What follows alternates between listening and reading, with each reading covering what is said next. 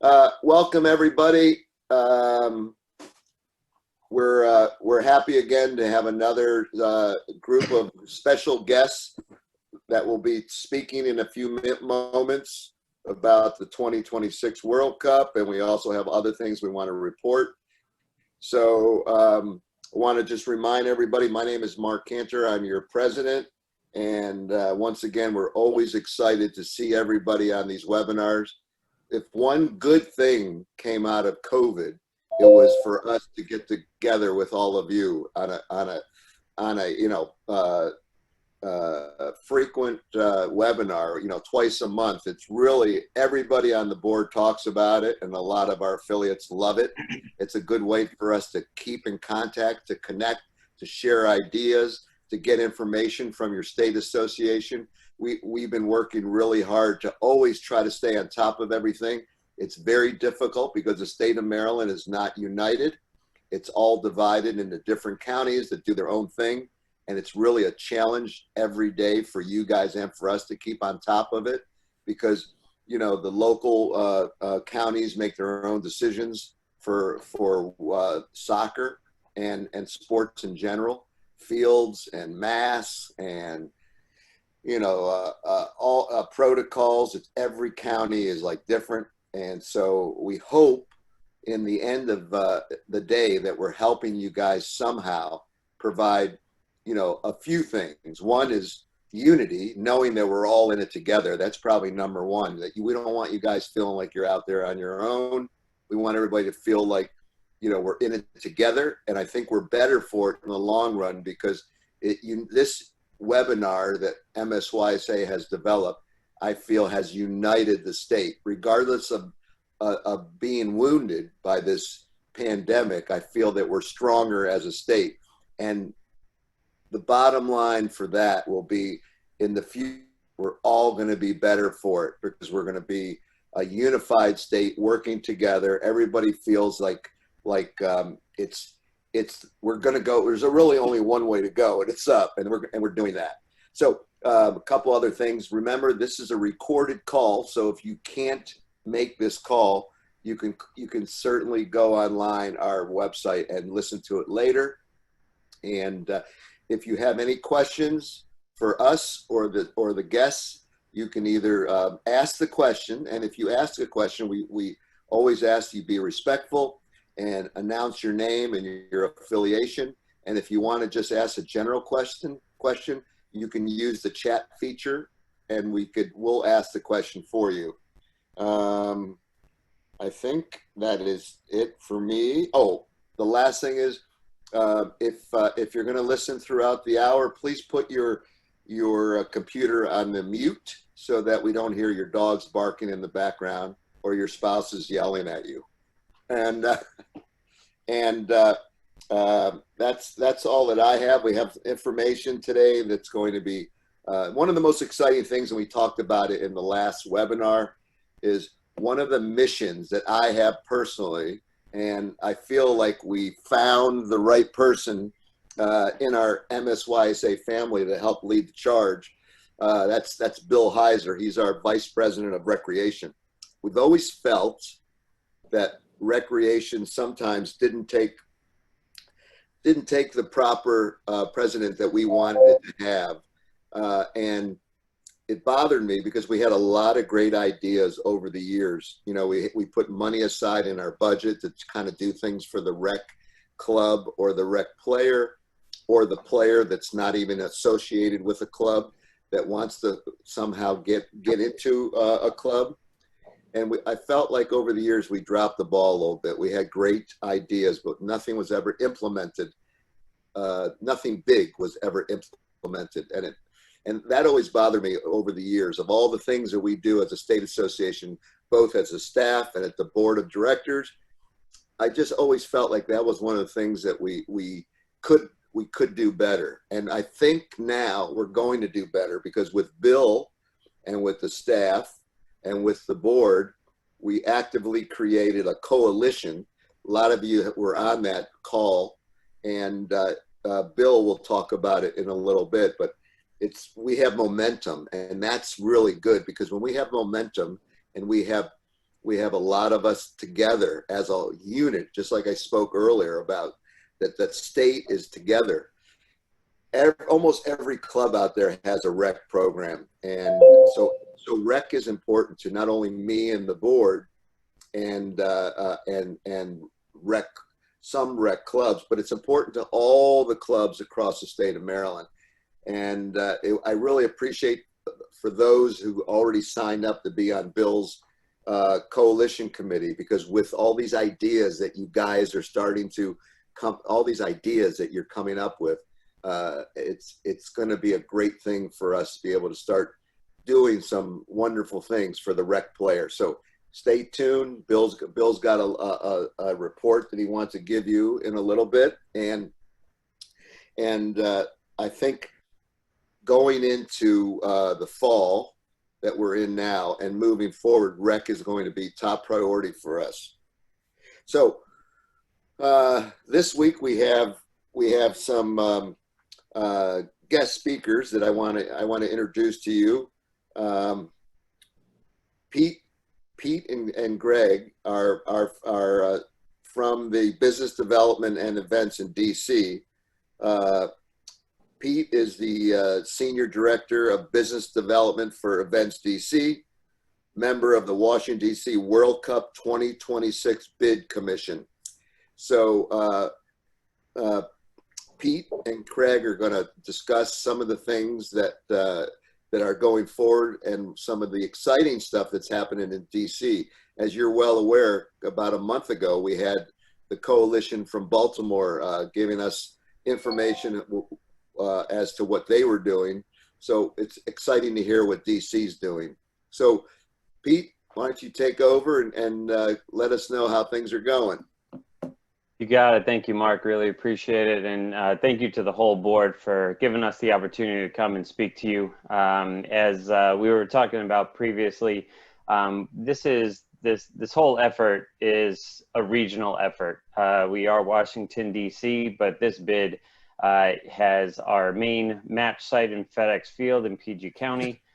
We have a training site that is over at the Maryland Soccerplex, and we are engaging different facilities out in Fairfax County, Arlington County, Alexandria County as well. And anytime that we bring something big to Washington, D.C., it is for the region as well. And I have a presentation here that I'd like to dive into if I would be allowed to share my screen.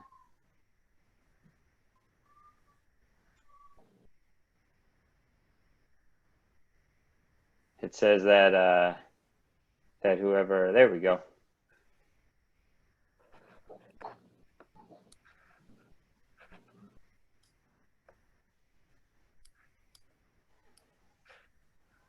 I was doing some research on you all before we joined in here. So, like I said, we're very much a regional organization and regional bid. A lot of the pillars that we lean on is looking at the multi-jurisdictional approach of our bid, whether it be landing in Dulles or BWI as your first point of entry in the region, and then driving through the various counties and towns to get into Washington, D.C. So it really is special that we have an opportunity to talk to you all directly. As we'll talk about, a lot of our legacy programming surrounds the youth and youth participation, and so we'll dive into that a little bit later. But to give you a little bit of overview of where we're thinking and how we're conceptualizing our bid, you know, everybody knows that we're one of the world's most recognizable cities as our nation's capital. The monuments, museums are our the front door to Washington, D.C. But we're also a rich and diverse culture with over 190 embassies that call Washington, D.C. home, along with their cultural centers. We really are an international city, and we celebrate that on an annual, monthly, and daily basis amongst all of our neighborhoods. A lot of rich history in D.C. It's a place where everybody really comes together from around the world to change the world. And Dr. King and the March on Washington was really lead up into what we're seeing nowadays with social justice movements. And it is a place that we are proud to hold First Amendment rights demonstrations from all sides of the spectrum. And as everybody is probably aware, or maybe you're not, but 2026 is the 250th birthday of our country. And so that is something that we want to make sure that we're celebrating along with FIFA, as well as visitors and locals. We have a rich legacy of soccer, not just in DC, but across the region, with the Diplomats at RFK Stadium, the first home of our beloved DC United, as well as the founding space for the Washington Freedom, and are now being able to build soccer-centric facilities in the city. And really proud that our city is one of maybe a few that have dedicated facilities for every major pro sport, including the WNBA, NBA, G League, Major League Soccer, and Major League Baseball, NHL, NBA. And as I said at the onset, growing the game and focusing on the youth as our legacy is something that we're really going to be intentional about and meaningful. And it's as much with the programming as well as it is with infrastructure and partnerships from across the board and across the region. What you see here on the screen are the 4 pillars that we really are focusing in on. It's stuff that is meaningful for Washington, DC, and meaningful for FIFA. The Fan Fest, the infrastructure and the experiences, sustainability and environmental justice. These are the why Washington, DC should be considered a host for the FIFA World Cup in 2026. The Fan Fest alone is something that we are really excited about. The National Mall, or the National Mall, is affectionately known as the front lawn of America, and it's something that we want to really put on the forefront as we look at building out a Fan Fest that's going to be memorable for everybody situated in the middle of the city. Everybody on this call, I'm sure, has been there for one reason or another, and what we want to do is really take it over to become a central focal point for the Fan Fest, with the various activity and consumer engagement opportunities on the mall itself, as well as having a taste of FIFA adjacent to the mall on Pennsylvania Avenue, with a couple of thoroughfares as being quadrants to be able to connect the two of them with various activity. With the Embassy of Canada right there, and a partner of this World Cup of ours, we want to make sure that we're representing their culture as much as we are the American culture. Esports is a thing that is highly important for us as a city, and an area of opportunity. The FIFA game itself is the most played title in the world, and so having an esports pavilion as part of this Fan Fest is something that is going to be embraced by visitors and locals alike. The main stage is envisioned to be on the National Mall at the foot of the Washington Monument. This view is from the the Capitol building, going down the mall, and to celebrate the 250th anniversary with the fireworks, large screen display showcasing all the games, FIFA and their partners being able to have a lot of branding on the space. Is something that we're working in close partnership with the National Park Service and Smithsonian Museums to bring to life.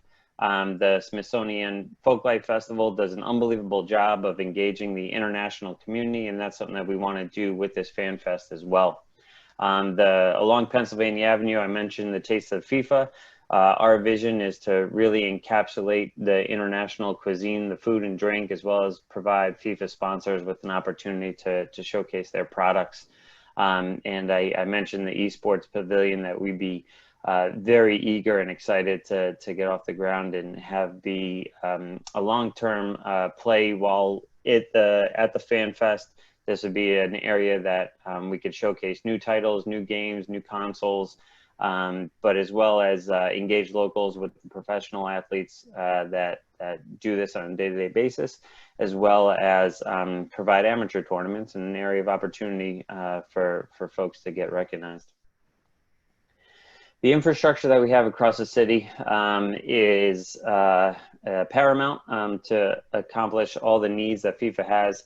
Our experience as a city in hosting FIFA World Cups, we are one of the only cities in the country to have hosted 94, 96, 99, 2003. And we are also the site for the centennial match in 2015 against Germany, all of which were unbelievable crowds playing between FedEx Field and RFK Stadium. And we know how to host large-scale events. And we are broad in our thinking. We're not single-minded. We know that the opportunity is there to grow the game, not just with the male athletes, but also with the female athletes. And we were proud to be one of the founding partners of the Women's United Soccer that was born out of the '99 World Cup, and create legacy programming out of that, with Mia Hamm being featured on the Washington Freedom team that called RFK Stadium home. Since we last hosted a World Cup, we have developed new infrastructure. Audi Field is a 20,000 seat, state-of-the-art MLS dedicated stadium, also home to the Washington Spirit for a handful of games. And we are continuing to work collaboratively with all organizations, the Spirit United, as well as the city, to increase that opportunity for them. The fields at RFK campus are 3 brand new turf fields that were put down in the parking lot of RFK Stadium, and has quickly become a amenity for not just the local residents, but also an opportunity to bring tournaments that typically take place in the outlying areas of DC back into the city. And we are just about to celebrate the 1-year anniversary of opening that space, and it has seen unbelievable action to date. And FedEx Field, home of our Washington football team, has the infrastructure and the natural grass turf to accommodate World Cup games. And they, as seen by being one of the major venues for international soccer on an annual basis, the ICC has gone so far as to call it one of their favorite spots on the East Coast to bring games every summer, and we want to continue that legacy.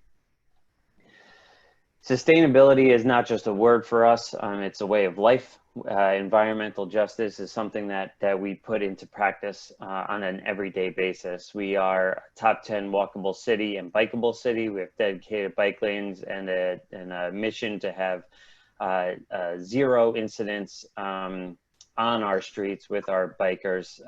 It goes into education. It goes into our DC Bike Ride platform that is an annual celebration where we shut down streets and have a leisurely ride across 20 miles of the city.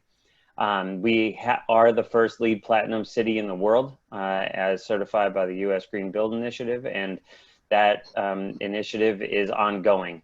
We have ambitions of being a zero waste city and a zero emission city by 2050. And we are hitting metrics every day, led by our Department of Energy and our Department of Public Waste and Transportation are doing amazing things with technology to get us to that place.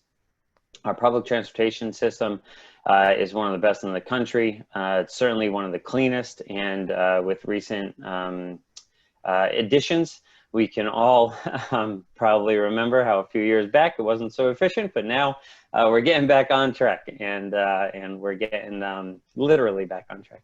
And then environmental justice, environmental governance, with all of the National Park Service land that we have in our city, making sure that it's staying protected and staying usable for our residents and guests alike. We want to continue to lead the nation in these efforts, as I mentioned. You can see the different stats here on the screen. And one of our boldest, ambitious endeavors for FIFA World Cup is to make the Fan Fest the first zero waste Fan Fest for FIFA. And we would do this in partnership with Smithsonian as well as all of our neighbors. We have other ambitious goals that we're currently looking at making and stating, but the Zero Waste FIFA Fan Fest is one that we know we can accomplish and we're excited about. Legacy programming, talked about the youth. DC Scores is a very unique organization. I'm sure you're all familiar with them. To go into their history a little bit, they were born out of the '94 World Cup as the pivotal key program that came out of our legacy programming from there. They were founded in a classroom in an underserved community in DC. And is a after-school program that provides free participation for soccer as a means of providing literacy to students and to our youth. Since their inception, they have a 98% high school graduation rate among their participants, 3,000 local students, 25,000 served to date, 3,000 on an annual basis. And there's a lot of growth opportunity for DC Scores. Currently, they're operating in all the cities marked in red. They're looking at, we are looking at working with them to expand over the next 4 years, really 7 years, into the 3 cities highlighted in blue and beyond. They currently impact more than 130,000 kids. And the ambition really is to scale them up quickly to get them to serve over 200,000 kids by the time 2026 comes and beyond. Knowing how impactful their mission is here locally, currently they're serving 30,000 in DC alone, and really the growth opportunity is to get to 5,000 across the region and have them be able to expand into PG County, into need areas in Northern Virginia, as well as other need areas in Southern Maryland over the course of the next 10 years. And our next steps is to kind of flesh out more legacy programming. We're talking about building infrastructure and finding areas that need more fields, whether they be turf or grass. Craig Chester, who's on the call with us today, has a really great idea about building a youth advisory board for our mission here. And it's something that he's currently conceptualizing, and folks like yourself would be phenomenal resources for us as we look at other opportunities to really engage youth and make sure that there's meaningful programming being done for them. The multi-jurisdictional partnerships that we talked about is an area of importance to make sure that we are staying in touch with the PG County leadership as well as our friends in Northern Virginia. Looking at the various infrastructure with our training sites as well as FedEx Field, making sure that the transportation plan is solid. We have great partners in all these areas, including the sustainability piece. And so with that end, I don't know if everybody knows Charity Blackwell, but she's a phenomenal leader at DC Scores. And their program is all about poetry and soccer, and uniting those two, using soccer to teach literacy through encouraging poems, and kids write poems all the time. And this is one that Charity wrote a couple of years ago for the opening of Audi Field, and it's just a very powerful moment that I'd like to play for you all now. And I say that, but I want to make sure that my audio sharing is appropriate. Okay. In 10 years from now, I don't know where I will be, but wherever I go, I know that I will have soccer with me, the sport that shatters barriers and embraces diversity, the sport that is very much like my city, DC. We live in times where backgrounds, beliefs, politics can be divisive, where news can confuse and make communities feel indecisive. But DC, like soccer, is a space where we're all united to get excited, where collaboration is demanded and invited, a city that's passive and moves, to to make space for the ball. A city that will stand tall to protest the bad call. A city of 3-a-days, hustle, early mornings and late practices. A city of movers and shakers, debaters, floppers and actresses. A city of teamwork makes a dream work, from traffic to footwork. A city of network and network, from Anacostia to Petworth. A city of cultures merged together with one goal to win. A city where loss feels like a cheap shot to the sin. A city that is the nation's capital, but is international. The city of the level-headed, radical, irrational, from corner kicks to slide tackles where movement are magical.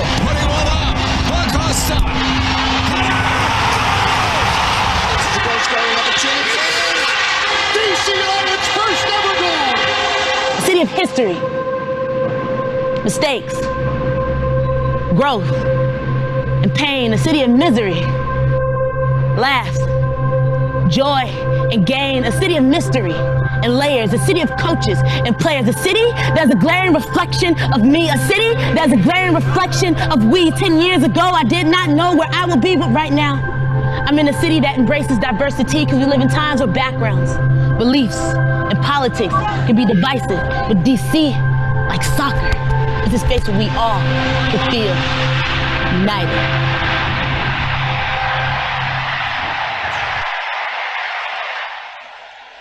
Such a powerful message, and something that, you know, truly resonates. I can't tell you how many times I've seen this video, and I still get chills every time I watch it. But that's us in a nutshell. That's everything we got. And so, you know, really excited to engage with you, and please don't hesitate to ask any questions, and happy to answer everything that I can.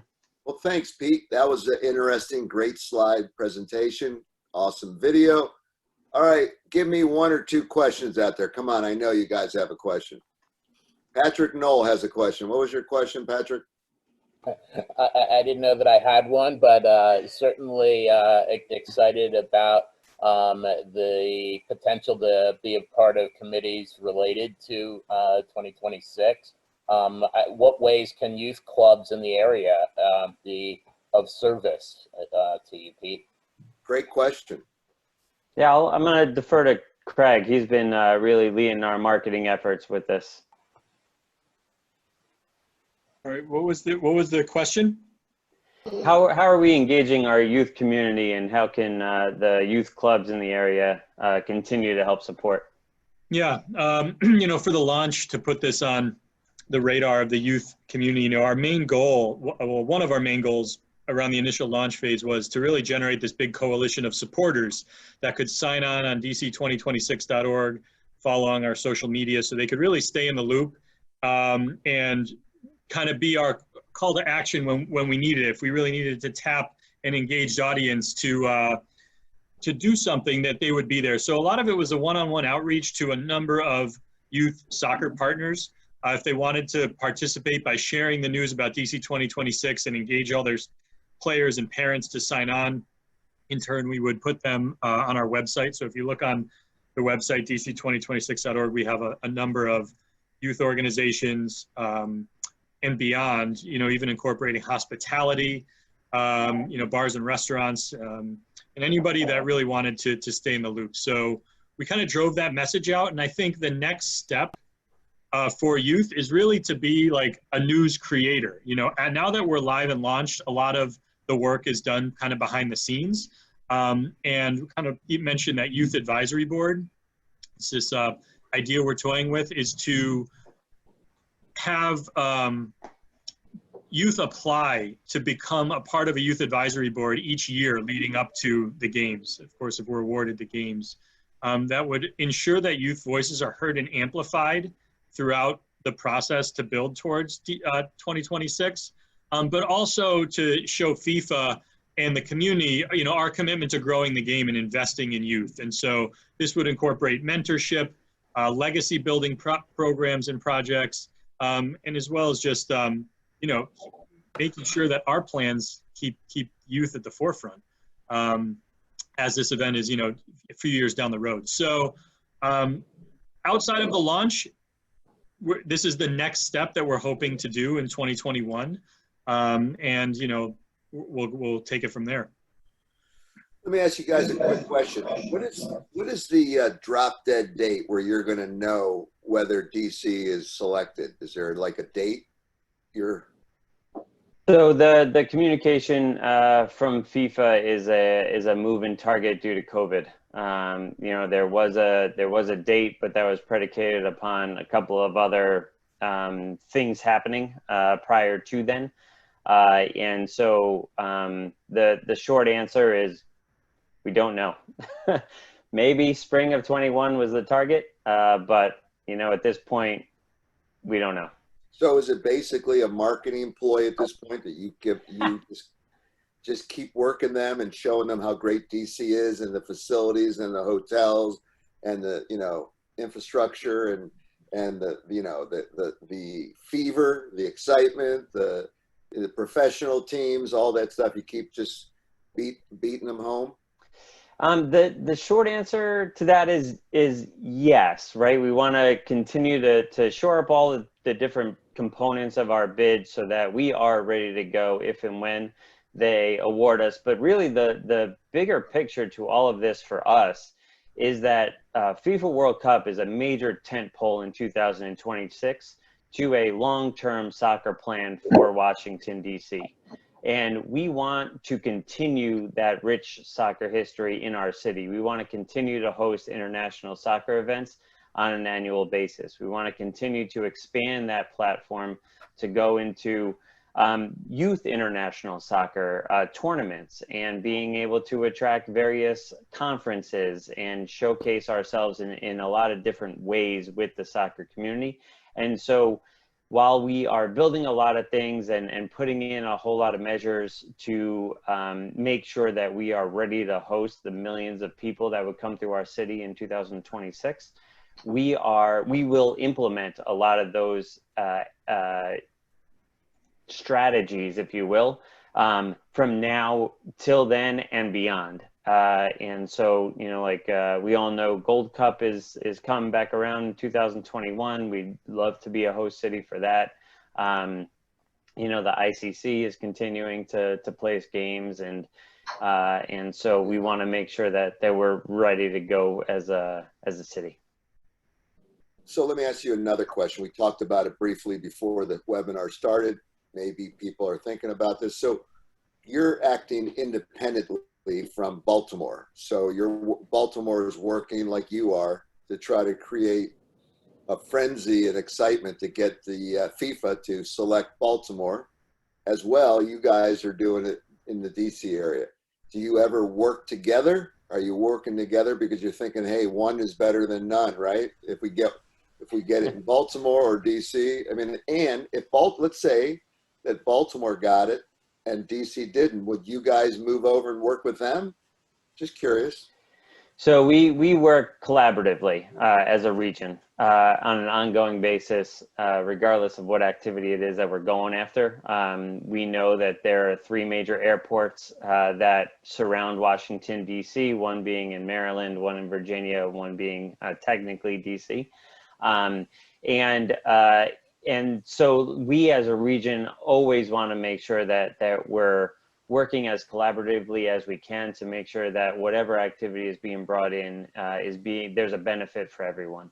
And so if Baltimore is selected, we would happily be able to, you know, put together a fan fest in the nation's capital and be able to work with FIFA as well as the folks in Baltimore to be able to provide tourists with the unique ability to see our nation's capital while go to games at M&T Bank. You know, and conversely, if DC is selected, we would continue to lean on our friends in Maryland as well as in Virginia to make sure that the fan experience is as seamless as possible. As I mentioned on the onset, our stadium is in PG County. We have a training site at Maryland Soccerplex, and so we know the importance of working across borders. Let me ask you this question. Suppose DC gets it. Do you then ask for volunteers like the state association and the clubs and the affiliates if we can create an excitement from Maryland to come help with the World Cup? Absolutely. Yeah, volunteers are going to be instrumental in making everything go and there's a whole robust plan around volunteers, and there's an area on dc2026.org where you can sign up to put your name into a database for volunteers. And we have thought about how to engage these volunteers prior to 26, and it comes along with all the activity that we were talking about. We're trying to secure prior to then, whether it be meetups at DC United games, heading over to Washington Spirit games, leveraging various international competitions. But really folks that raise their hand of saying that they want to volunteer will get various benefits as we lead up to the games.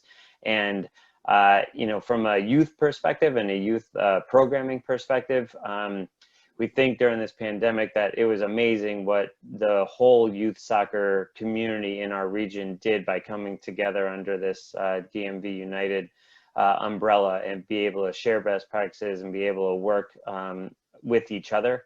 And that's an organization or a collective that we want to lean into and make sure that we are providing next steps for everyone as we do return to play and get back to a sense of normalcy, that collaboration doesn't stop, and that we can be able to provide assistance, whether it be working with various clubs from around the world or leagues from around the world to provide instruction. We had lined up some summer camps with FC Barcelona and Real Madrid this past year in DC, and we'd love to expand upon that relationship to provide opportunity for our youth and for our youth clubs. And you know, one thing I didn't mention on the Fan Fest that we've been talking about and we'd like to see come to fruition is actually having an area for kids, made by kids, and kind of play into having them kind of tell us, and this youth advisory board tell us what it is that they want to see and how they'd want to engage with a Fan Fest when they are on site. All right, sounds good. I really appreciate it. If there's no other questions, we can let these DC 26 World Cup consultants go back to fighting for the World Cup games, and we could move on with our next special guest, which is the Vice President of Recreation, Bill Heiser, who's going to give us a report on our grassroots soccer programs and development. So go ahead, Bill. Don't let me down. I think I already did with my hair, Mark. We didn't start off on a great note. Good to see everybody, and that was a great presentation. So thanks for our previous presenter. So we had this past Wednesday, we had our first, grassroots recreation committee meeting. I extended an invitation to, well over 270 email addresses, and also then asked people to kind of extend that out to a broader network. So there were may have been a few people that just we didn't capture, and so we're trying to again cast that net really, really broad and be inclusive. So the first meeting, in my view, was really successful. We had, looking at the attendance, but 25 people who attended the meeting, really a cross section of people from around the state at all different levels. Those that are running clubs, those that are in grassroots soccer, those that are on the Eastern Shore or in western parts of the county or in southern parts of Maryland, and just all over. So that was very, very encouraging in terms of the attendance for the first meeting. I have meeting minutes for the board, and also we can make those available just to be as transparent as possible to anyone who'd like to see them. And so maybe we can post those in terms of a summary of the notes. And we also we recorded the meeting, and so we've edited it slightly, and it's got all the important components of the meeting for everyone to see. So we've got that as well as the PowerPoint. So we've got 3 files and documents to share. Some high level, after we got through for the meeting, after we got through kind of basic things, introductions and things like that, we really wanted to have the last part of the meeting, really the last half was around a discussion. And so the first meeting is always a little challenging in terms of, will people step up and talk? And what I learned pretty quickly is that we've got so many people around the state that are committed to recreational soccer and helping kids, that you know, they really put, you know, their club to the side or their own personal feelings of what they want to get done, and they want to help kids around the state. And that's what's exciting about this venture. The discussion really ranged across 3 questions. What are some of the opportunities that we have in recreational soccer that we should consider as a committee? What are some of the the next one was, what are some of the challenges, the obstacles in recreational soccer? And what should our committee focus on? Those were kind of the broad questions that we discussed for a good part of about 45 minutes. There were great ideas that were presented, and we'll take those ideas and move them into themes for our next meeting. Some things that came out were, you know, creating a framework for recreational soccer and replicate it. There are already things that are happening around the state that are really, really well at some places in clubs. But how can we replicate those things with the MSYSA brand, which is a really powerful and well thought of brand, to help move those initiatives forward.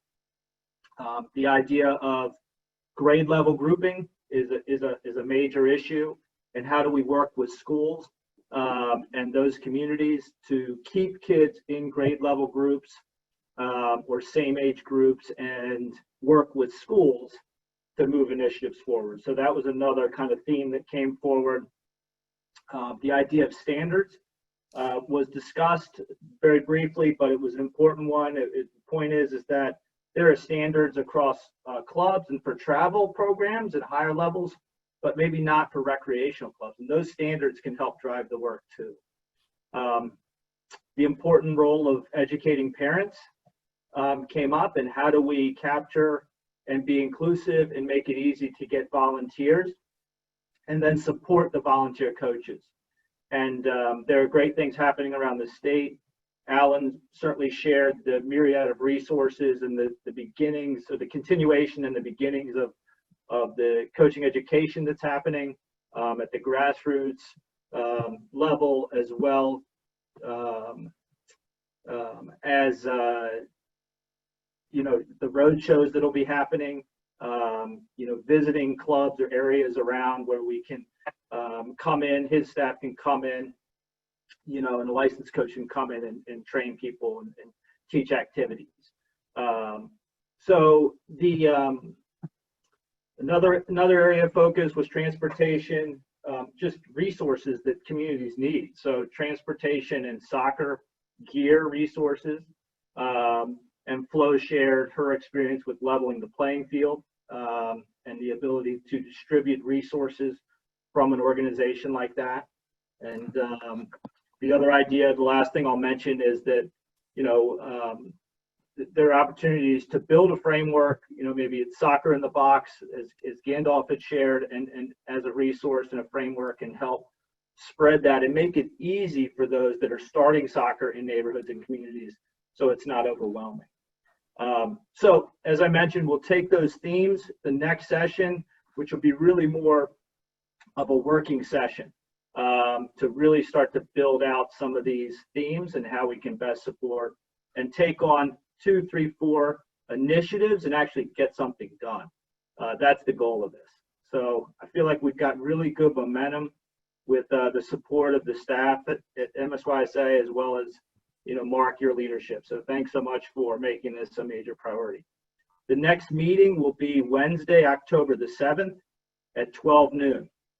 And so we were going to have monthly meetings, but we felt like there was such good momentum, we didn't want to wait an entire month to have the next meeting.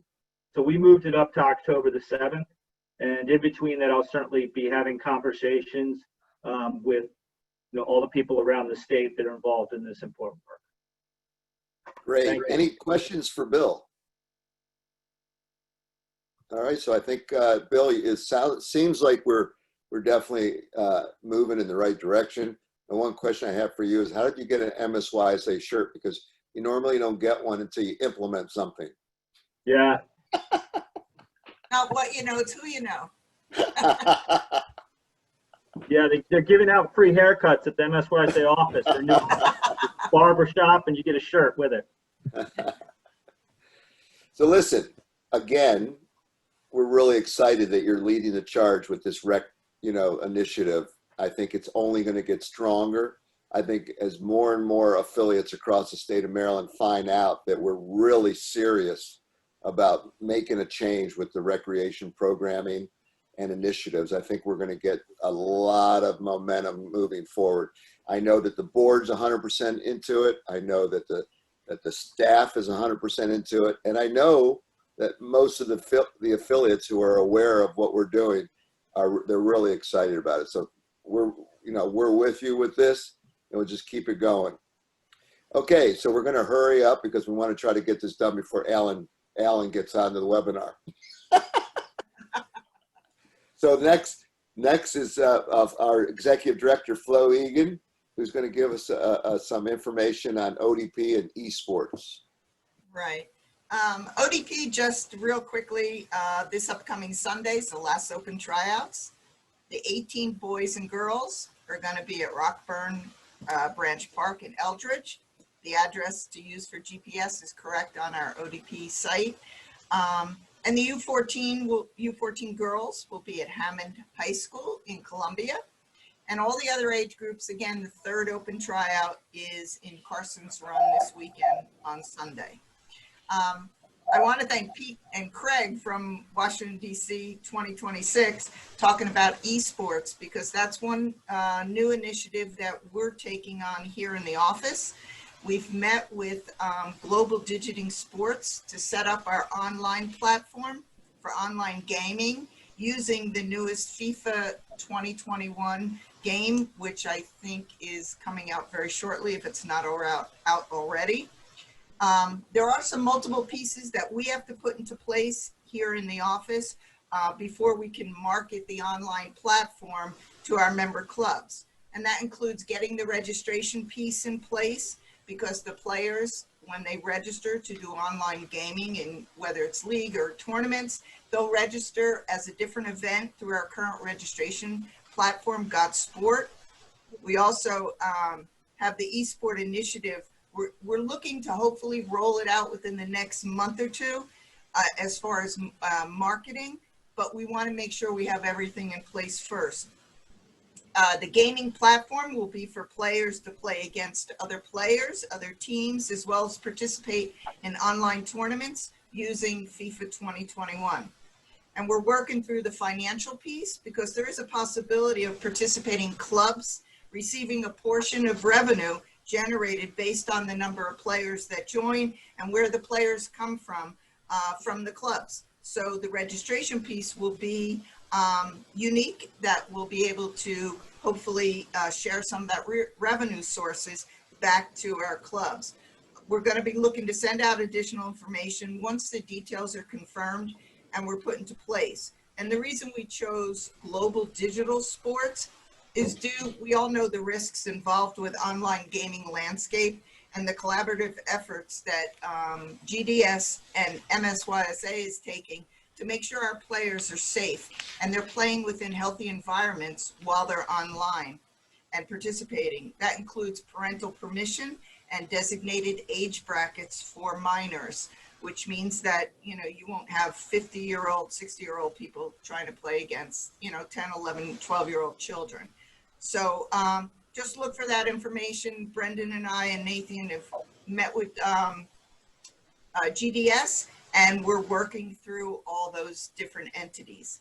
The only other thing that I have is most of the clubs in Montgomery County received something from us last week regarding the update on masks. In Montgomery County, they lessened the restriction on masks while participating in vigorous and strenuous activities, including games and sports.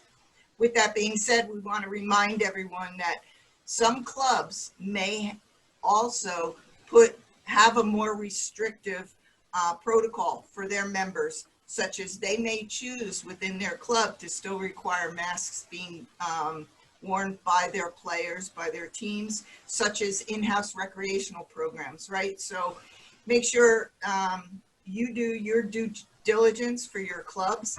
And we sent that message out to the club leadership within Montgomery County last week, just so more for the travel type programs, that teams would be, because there was a great concern about teams coming in from other counties and them not having to wear a mask and all of a sudden come into Montgomery and they had to. So that was the reasoning behind that. But make sure you understand what your club is doing as well as where you're playing.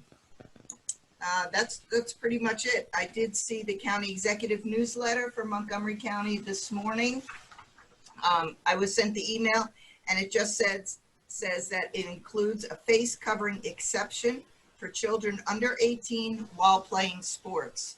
So looks like we are, getting a little bit less restrictive in, some of the counties that were pretty restrictive, but slowly but surely we're getting out there. All right, thanks, Flo. Any questions or comments before we move on? Is Alan on the webinar yet? I am here, Mark. I'm sorry to hear that. Here we go. He made it. He made it. Alan made it. Well, thank you, Alan, for, I know you were Appreciate rushing it. to get I'm back. missing another call Thanks for right now, coming on. coaching education call. So, all right, appreciate it. Thanks, Mark. Yeah, not too much for me, really. It's just to let everybody know that, we're launching a return to learn with coaching education. The grassroots in-person courses have been adapted to a blended version. So instead of the classroom, we're doing a 2-hour Zoom, and then the field session can still take place in person. So it's essentially 2-hour classroom, 2-hour Zoom class, and then a 2-hour in-person field session. So that is now open to clubs to host. Each club gets 2 scholarships for those that host courses. It is a little bit easier. Obviously, you're not having to find classrooms. However, we do still encourage the use of players for these courses because we want the course to be experiential. So obviously, that is probably the only requirement for the club in terms of hosting. Again, if you host a course, that doesn't mean that you have to fill the course with your own coaches. It does go out to the public. Anybody can register for those courses. So any clubs that do host, there's a good chance that it will get filled in order to host the class. So that's the first part for the grassroots in person. We are currently still on hold for the C license. There is a C license that we scheduled this summer. We are waiting for confirmation on adapting it to a blended course, which means it would be over a 10 to 12 week period. Hopefully starting in November, it'll run through early January. Again, blended being the classroom is done via webinar, and then there is I think it's a 2-day in-person testing weekend, which will be in January. So we're waiting for the reply from USSF. I think that's going to be our next step. So and there are, I think, between 5 to 6, depending on the candidates that have registered. If everybody can continue down that path as a blended course, there may be between 5 to 6 spots available once we reopen the C license. So, obviously, if you have coaches in your clubs that are looking to get the C license, now is probably a good time because it's I guess a little bit less of a commitment in terms of it's not 5 full days in a classroom twice. It's going to be spread out over 10 to 12 weeks virtually. So that's another opportunity for your coaches. The D license right now, we have 2 D licenses that are stuck in their development period. We still plan to do those in person. We're not going to move those to a blended because it would take, several weeks to complete. We hope we're going to complete those in person. And then the new D courses that we are going to hope open, we're not quite ready yet, but we're going to move to the blended D course. I'm hoping that's going to be available in the next couple of weeks. So clubs can start to book any D-license courses that you may need in your communities. So the last one, obviously, to mention, I just kind of thought I'd throw it in there, the high school sports decision. I know there was some back and forth on text messages. Obviously, we'll have to see how that pans out and what that means for, for competition. I'm sure EDP and some of the leagues are, trying to come to terms if it's basically been given down to each school district to make their own decision.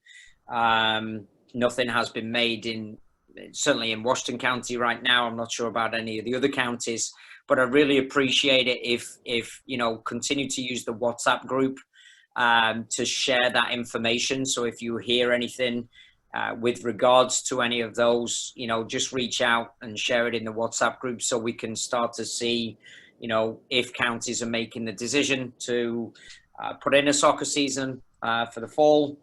I think primarily right now it's primarily training opportunities. I'm not sure if they're going to do competitions, but again, it seems to be changing on a day-to-day basis. So just keep everybody updated on it. And if you can, share it in the WhatsApp groups. I really appreciate it, and it helps us kind of keep an eye across the state. So that's pretty much it for me. Any questions on coaching education courses, or if you want any information, if you go to the MSYSA website, just search host a course.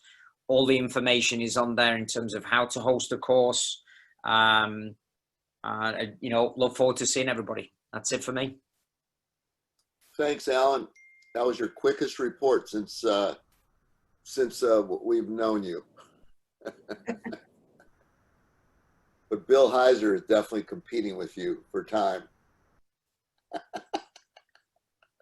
Anyway, Hey, that's Marcus Flo, do we want to mention the letter from U.S. Youth and the petition that the sports across the country is asking members to, sign the petition to save the sports? Well, you already mentioned it, so you might as well talk about it now. All right, there we go. So we received, the State Association received a letter that was put together by the CEO of U.S. Youth Soccer. He kind of took the lead on that. And it has to do with youth sports, and the letter is meant to be sent to political leaders throughout the country and all the sports to ask to have a seat at the table when they're making decisions moving forward regarding critical decisions regarding youth sports and the sciences and the data. So they're asking to, again, be part of the conversation where some of the government bodies are just making decisions based on whatever they're hearing out there, as opposed to, critical data and guidelines. So they're asking to be part of that. They do have a petition up on change.org, and I asked Sean Fleming, he has the link.